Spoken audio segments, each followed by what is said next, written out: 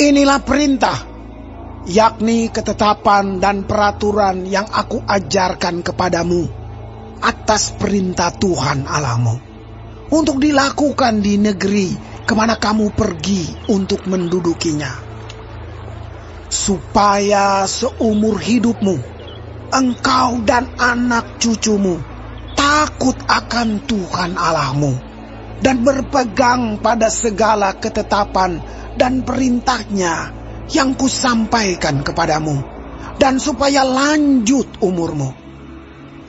Maka dengarlah, hai orang Israel, lakukanlah itu dengan setia, supaya baik keadaanmu, dan supaya kamu menjadi sangat banyak, seperti yang dijanjikan Tuhan Allah nenek moyangmu kepadamu di suatu negeri yang berlimpah-limpah susu dan madunya. Dengarlah, hai orang Israel, Tuhan itu Allah kita, Tuhan itu Esa. Kasihilah Tuhan Allahmu dengan segenap hatimu, dan dengan segenap jiwamu, dan dengan segenap kekuatanmu. Apa yang kuperintahkan kepadamu pada hari ini, haruslah engkau perhatikan. Haruslah engkau mengajarkannya berulang-ulang kepada anak-anakmu, dan membicarakannya apabila engkau duduk di rumahmu, apabila engkau sedang dalam perjalanan, apabila engkau berbaring, dan apabila engkau bangun. Haruslah juga engkau mengikatkannya sebagai tanda pada tanganmu, dan haruslah itu menjadi lambang di dahimu. Dan haruslah engkau menuliskannya pada tiang pintu rumahmu dan pada pintu gerbangmu. Maka apabila Tuhan Allahmu telah membawa engkau masuk ke negeri yang dijanjikannya dengan sumpah kepada nenek moyangmu, yakni Abraham, Ishak dan Yakub, untuk memberikannya kepadamu kota-kota yang besar dan baik yang tidak kau dirikan. Rumah-rumah penuh berisi berbagai-bagai barang baik yang tidak kau isi, sumur-sumur yang tidak kau gali, kebun-kebun anggur dan kebun-kebun zaitun yang tidak kau tanami. Dan apabila engkau sudah makan dan menjadi kenyang, maka berhati-hatilah, supaya jangan engkau melupakan Tuhan yang telah membawa kamu keluar dari tanah Mesir, dari rumah perbudakan. Engkau harus takut akan Tuhan Allahmu.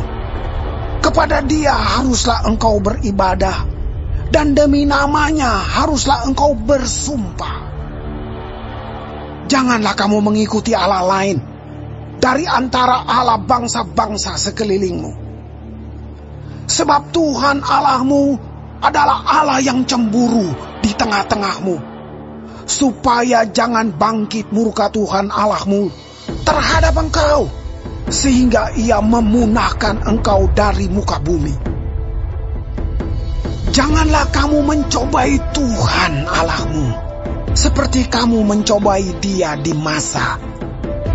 Haruslah kamu berpegang pada perintah, peringatan dan ketetapan Tuhan Allahmu yang diperintahkannya kepadamu. Haruslah engkau melakukan apa yang benar dan baik di mata Tuhan, supaya baik keadaanmu, dan engkau memasuki dan menduduki negeri yang baik yang dijanjikan Tuhan dengan sumpah kepada nenek moyangmu, dengan mengusir semua musuhmu dari hadapanmu, seperti yang difirmankan Tuhan. Apabila di kemudian hari anakmu bertanya kepadamu, apakah peringatan, ketetapan, dan peraturan itu yang diperintahkan kepadamu oleh Tuhan Allah kita? Maka haruslah engkau menjawab anakmu itu, kita dahulu adalah budak Firaun di Mesir, tetapi Tuhan membawa kita keluar dari Mesir dengan tangan yang kuat. Tuhan membuat tanda-tanda dan mujizat-mujizat yang besar dan yang mencelakakan terhadap Mesir, terhadap Firaun, dan seisi rumahnya di depan mata kita. Tetapi kita dibawanya keluar dari sana, supaya kita dapat dibawanya masuk untuk memberikan kepada kita negeri yang telah dijanjikannya dengan sumpah kepada nenek moyang kita. Tuhan Allah kita memerintahkan kepada kita untuk melakukan segala ketetapan itu dan untuk takut akan Tuhan Allah kita, supaya senantiasa baik keadaan kita dan supaya Ia membiarkan kita hidup seperti sekarang ini. Dan kita akan menjadi benar apabila kita melakukan segenap perintah itu dengan setia di hadapan Tuhan Allah kita, seperti yang diperintahkannya kepada kita.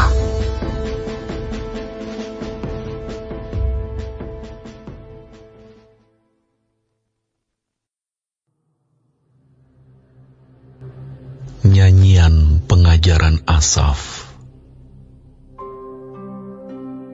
Pasanglah telinga untuk pengajaranku, hai bangsaku. Seningkanlah telingamu kepada ucapan mulutku. Aku mau membuka mulut mengatakan amsal. Aku mau mengucapkan teka-teki dari zaman purbakala, yang telah kami dengar dan kami ketahui, dan yang diceritakan kepada kami oleh nenek moyang kami. Kami tidak hendak sembunyikan kepada anak-anak mereka, tetapi kami akan ceritakan kepada angkatan yang kemudian puji-pujian kepada Tuhan dan kekuatannya dan perbuatan-perbuatan ajaib yang telah dilakukannya. Telah ditetapkannya peringatan di Yakub, dan hukum Taurat diberinya di Israel. Nenek moyang kita diperintahkannya untuk memperkenalkannya kepada anak-anak mereka, supaya dikenal oleh angkatan yang kemudian, supaya anak-anak yang akan lahir kelak bangun dan menceritakannya kepada anak-anak mereka, supaya mereka menaruh kepercayaan kepada Allah dan tidak melupakan perbuatan-perbuatan Allah, tetapi memegang perintah-perintahnya. Dan jangan seperti nenek moyang mereka, angkatan pendurhaka dan pemberontak, angkatan yang tidak tetap hatinya dan tidak setia jiwanya kepada Allah. Bani Efraim, pemanah-pemanah yang bersenjata lengkap, berbalik pada hari pertempuran. Mereka tidak berpegang pada perjanjian Allah dan enggan hidup menurut Tauratnya.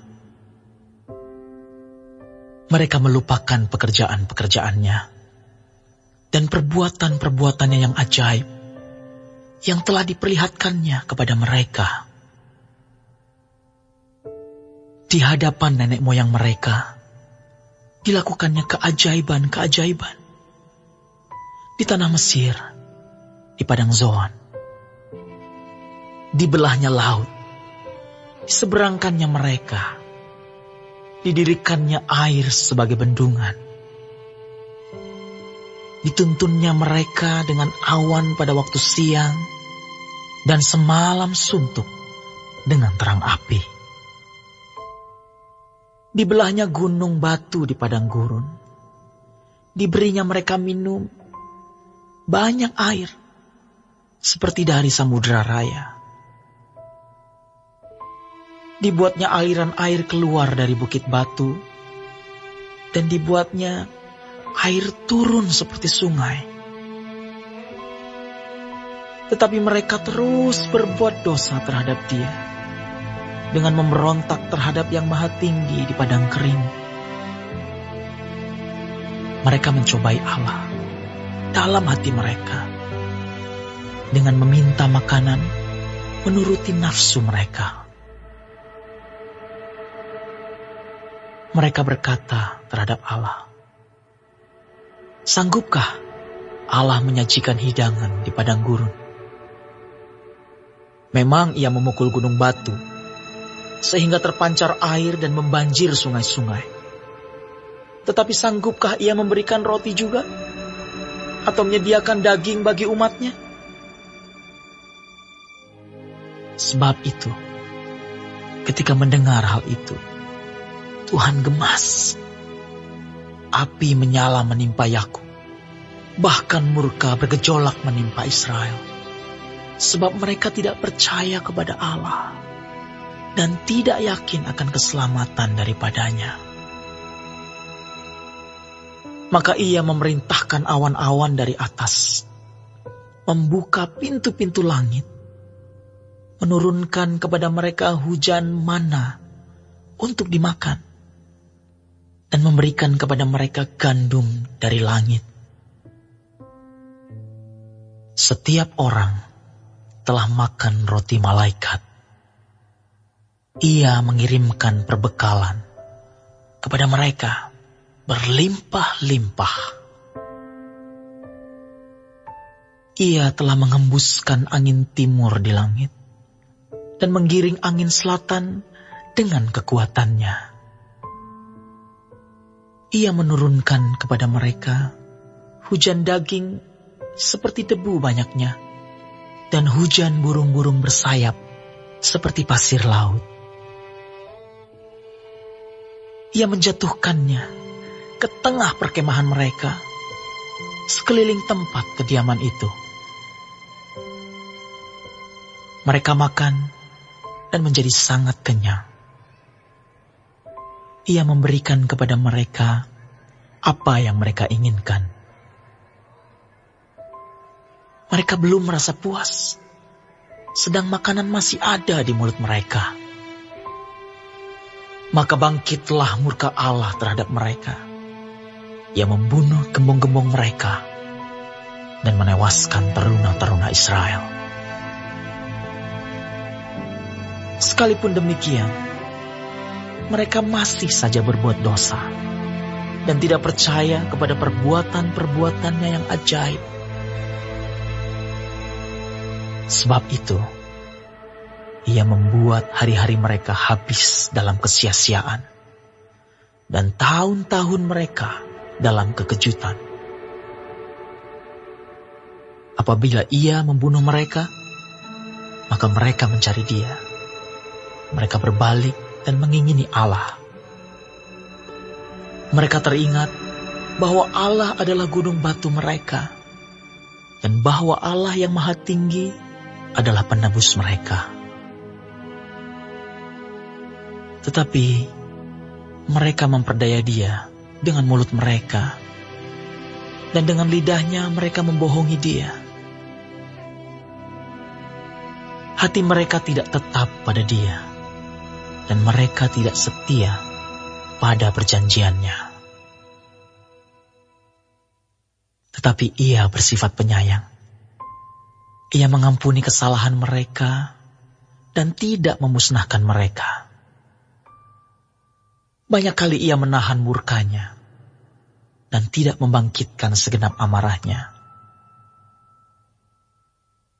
Ia ingat bahwa mereka itu daging, angin yang berlalu, yang tidak akan kembali. Berapa kali mereka memberontak terhadap dia di padang gurun, dan menyusahkan hatinya di padang belantara. Berulang kali mereka mencobai Allah, menyakiti hati yang kudus dari Israel. Mereka tidak ingat kepada kekuasaannya, kepada hari ia membebaskan mereka daripada lawan, ketika ia mengadakan tanda-tanda di Mesir dan mujizat-mujizat di padang Zoan. Ia mengubah menjadi darah sungai-sungai mereka dan aliran-aliran air mereka sehingga tidak terminum. Ia melepaskan kepada mereka lalat pikat yang memakan mereka, dan katak-katak yang memusnahkan mereka. Ia memberikan hasil tanah mereka kepada ulat, dan hasil jerih payah mereka kepada belalang. Ia mematikan pohon anggur mereka dengan hujan batu, dan pohon-pohon ara mereka dengan embun beku. Ia membiarkan kawanan binatang mereka ditimpa hujan es, dan ternak mereka disambar halilintar. Ia melepaskan kepada mereka murkanya yang menyala-nyala, kegemasan, kegeraman dan kesesakan, suatu pasukan malaikat yang membawa malapetaka. Ia membiarkan murkanya berkobar. Ia tidak mencegah jiwa mereka dari maut. Nyawa mereka diserahkannya kepada penyakit sampar. Dibunuhnya semua anak sulung di Mesir. Kegagahan mereka yang pertama-tama di kemah-kemah Ham. Disuruhnya umatnya berangkat seperti domba-domba. Dipimpinnya mereka seperti kawanan hewan di padang gurun. Dituntunnya mereka dengan tenteram, sehingga tidak gemetar, sedang musuh mereka dilingkupi laut. Dibawanya mereka ke tanahnya yang kudus, yakni pegunungan ini, yang diperoleh tangan kanannya. Dihalaunya bangsa-bangsa dari depan mereka, dibagi-bagikannya kepada mereka tanah pusaka dengan tali pengukur, dan disuruhnya suku-suku Israel mendiami kemah-kemah mereka itu. Tetapi mereka mencobai dan memberontak terhadap Allah yang Maha Tinggi dan tidak berpegang pada peringatan-peringatannya. Mereka murtad dan berkhianat seperti nenek moyang mereka, berubah seperti busur yang memperdaya. Mereka menyakiti hatinya dengan bukit-bukit pengorbanan mereka, membuat dia cemburu dengan patung-patung mereka. Ketika Allah mendengarnya, ia menjadi gemas. Ia menolak Israel sama sekali. Ia membuang kediamannya di Silo, kemah yang didiaminya di antara manusia. Ia membiarkan kekuatannya tertawan. Ia membiarkan kehormatannya jatuh ke tangan lawan. Ia membiarkan umatnya dimakan pedang. Dan gemaslah ia atas miliknya sendiri. Anak-anak teruna mereka dimakan api. Dan anak-anak darah mereka tidak lagi dipuja dengan nyanyian perkawinan. Imam-imam mereka gugur oleh pedang, dan janda-janda mereka tidak dapat menangis.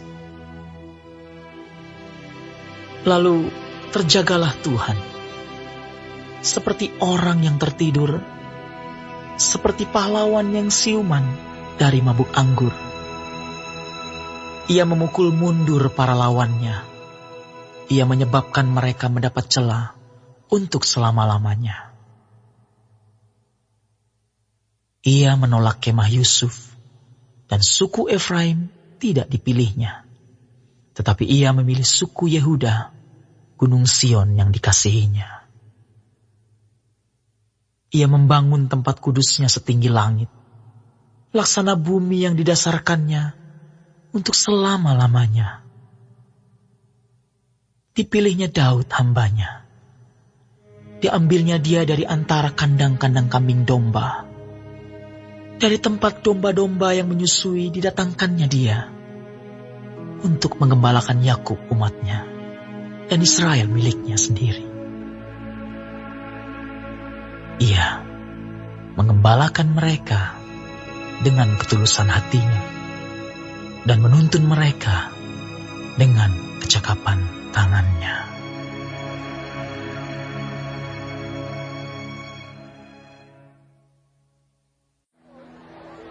Orang baik meninggalkan warisan bagi anak cucunya, tetapi kekayaan orang berdosa disimpan bagi orang benar. Huma orang miskin menghasilkan banyak makanan, tetapi ada yang lenyap karena tidak ada keadilan. Siapa tidak menggunakan tongkat, benci kepada anaknya. Tetapi siapa mengasihi anaknya, menghajar dia pada waktunya. Orang benar makan sekenyang-kenyangnya, tetapi perut orang fasik menderita kekurangan.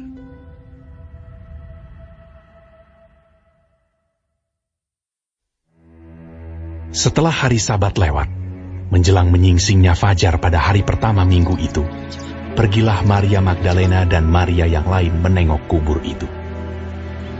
Maka terjadilah gempa bumi yang hebat, sebab seorang malaikat Tuhan turun dari langit dan datang ke batu itu, dan menggulingkannya, lalu duduk di atasnya.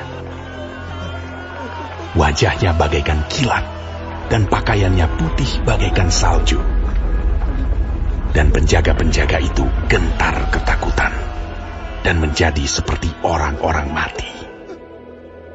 Akan tetapi malaikat itu berkata kepada perempuan-perempuan itu, "Janganlah kamu takut, sebab aku tahu kamu mencari Yesus yang disalibkan itu. Ia tidak ada di sini, sebab ia telah bangkit, sama seperti yang telah dikatakannya. Mari, lihatlah tempat ia berbaring. Dan segeralah pergi dan katakanlah kepada murid-muridnya bahwa ia telah bangkit dari antara orang mati. Ia mendahului kamu ke Galilea. Di sana kamu akan melihat dia. Sesungguhnya aku telah mengatakannya kepadamu." Mereka segera pergi dari kubur itu dengan takut dan dengan sukacita yang besar, dan berlari cepat-cepat untuk memberitahukannya kepada murid-murid Yesus. Tiba-tiba Yesus berjumpa dengan mereka dan berkata, "Salam bagimu." Mereka mendekatinya dan memeluk kakinya serta menyembahnya.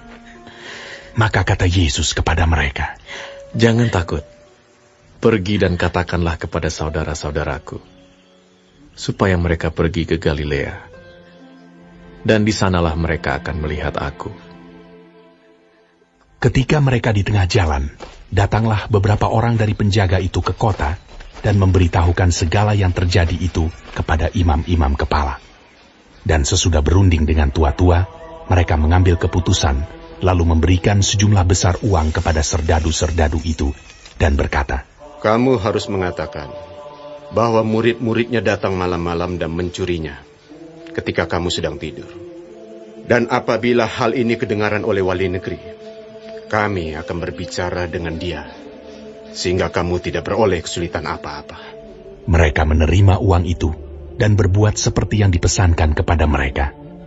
Dan cerita ini tersiar di antara orang Yahudi sampai sekarang ini. Dan ke-11 murid itu berangkat ke Galilea, ke bukit yang telah ditunjukkan Yesus kepada mereka. Ketika melihat dia, mereka menyembahnya, tetapi beberapa orang ragu-ragu. Yesus mendekati mereka dan berkata, "Kepadaku telah diberikan segala kuasa di sorga dan di bumi. Karena itu pergilah, jadikanlah semua bangsa muridku, dan baptislah mereka dalam nama Bapa dan Anak dan Roh Kudus. Dan ajarlah mereka melakukan segala sesuatu yang telah kuperintahkan kepadamu. Dan ketahuilah, aku menyertai kamu senantiasa sampai kepada akhir zaman."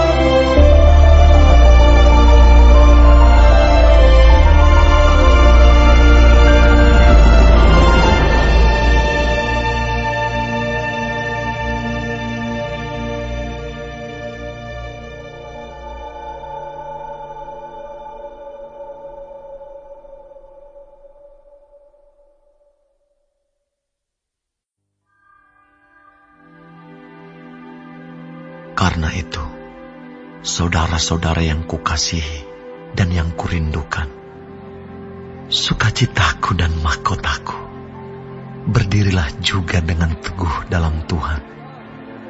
Hai saudara-saudaraku yang kekasih, Euodia kunasihati, dan Sintike kunasihati, supaya sehati sepikir dalam Tuhan. Bahkan, ku minta kepadamu juga, Sunsugos, temanku yang setia, tolonglah mereka. Karena mereka telah berjuang dengan aku dalam pekabaran Injil, bersama-sama dengan Clemens dan kawan-kawanku sekerja yang lain, yang nama-namanya tercantum dalam kitab kehidupan. Bersukacitalah senantiasa dalam Tuhan. Sekali lagi kukatakan, bersukacitalah. Hendaklah kebaikan hatimu diketahui semua orang. Tuhan sudah dekat. Janganlah hendaknya kamu khawatir tentang apapun juga, tetapi nyatakanlah dalam segala hal keinginanmu kepada Allah, dalam doa dan permohonan dengan ucapan syukur. Damai sejahtera Allah yang melampaui segala akal akan memelihara hati dan pikiranmu dalam Kristus Yesus. Jadi akhirnya, saudara-saudara, semua yang benar, semua yang mulia, semua yang adil, semua yang suci, semua yang manis, semua yang sedap didengar, semua yang disebut kebajikan dan patut dipuji, pikirkanlah semuanya itu. Dan apa yang telah kamu pelajari, dan apa yang telah kamu terima, dan apa yang telah kamu dengar, dan apa yang telah kamu lihat padaku, lakukanlah itu. Maka Allah sumber damai sejahtera akan menyertai kamu. Aku sangat bersuka cita dalam Tuhan, bahwa akhirnya pikiranmu dan perasaanmu bertumbuh kembali untuk aku. Memang selalu ada perhatianmu, tetapi tidak ada kesempatan bagimu. Kukatakan ini bukanlah karena kekurangan, sebab aku telah belajar mencukupkan diri dalam segala keadaan. Aku tahu apa itu kekurangan, dan aku tahu apa itu kelimpahan. Dalam segala hal dan dalam segala perkara, tidak ada sesuatu yang merupakan rahasia bagiku. Baik dalam hal kenyang, maupun dalam hal kelaparan. Baik dalam hal kelimpahan, maupun dalam hal kekurangan. Segala perkara dapat kutanggung di dalam Dia yang memberi kekuatan kepadaku. Namun baik juga perbuatanmu, bahwa kamu telah mengambil bagian dalam kesusahanku. Kamu sendiri tahu juga, hai orang-orang Filipi, pada waktu aku baru mulai mengabarkan Injil, ketika aku berangkat dari Makedonia, tidak ada satu jemaat pun yang mengadakan perhitungan hutang dan piutang dengan aku, selain daripada kamu. Karena di Tesalonika pun, kamu telah 1-2 kali mengirimkan bantuan kepadaku. Tetapi yang kuutamakan bukanlah pemberian itu, melainkan buahnya yang makin memperbesar keuntunganmu.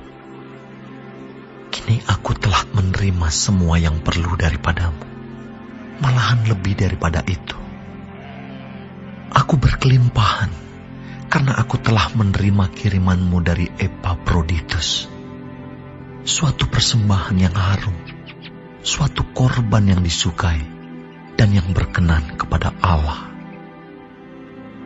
Allahku akan memenuhi segala keperluanmu menurut kekayaan dan kemuliaannya dalam Kristus Yesus. Dimuliakanlah Allah dan Bapa kita selama-lamanya. Amin. Sampaikanlah salamku kepada tiap-tiap orang kudus dalam Kristus Yesus. Salam kepadamu dari saudara-saudara yang bersama-sama dengan aku. Salam kepadamu dari segala orang kudus, khususnya dari mereka yang di istana Kaisar. Kasih karunia Tuhan Yesus Kristus menyertai roh